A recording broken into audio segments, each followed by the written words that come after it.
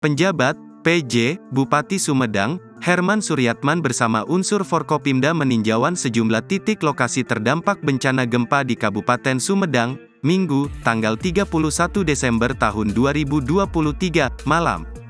Berdasarkan data Badan Meteorologi, Klimatologi, dan Geofisika, BMKG, gempa terjadi di malam tahun baru pada pukul 20.34 waktu Indonesia Barat.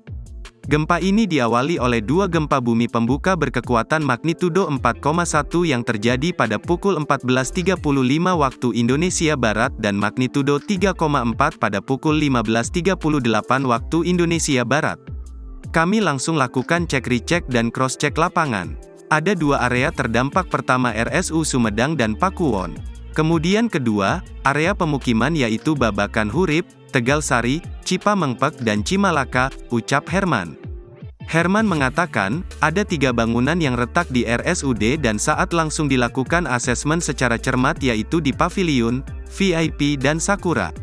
Kami putuskan semua pasien yang ada di 3 bangunan utama dievakuasi. Sebanyak 248 pasien rawat inap ditambah 83 pasien di IGD dievakuasi ke tempat aman, kami tempatkan di 5 tenda, ungkapnya.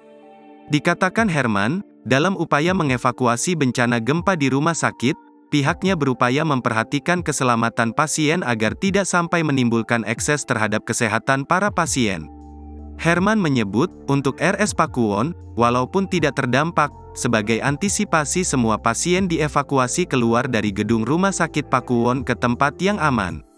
Pasca gempa Sumedang, BPBD melakukan asesmen untuk memastikan bangunan di Pakuwon dalam kondisinya baik dan jika sudah bisa disimpulkan hasil asesmen baru dilakukan langkah berikutnya untuk mengembalikan pasien ke ruangannya masing-masing.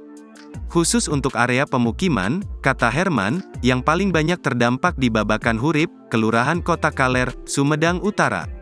Kurang lebih ada 53 rumah yang retak-retak. Herman pun menghimbau kepada masyarakat agar tetap tenang dan tidak terpengaruh oleh isu yang tidak dapat dipertanggungjawabkan kebenarannya.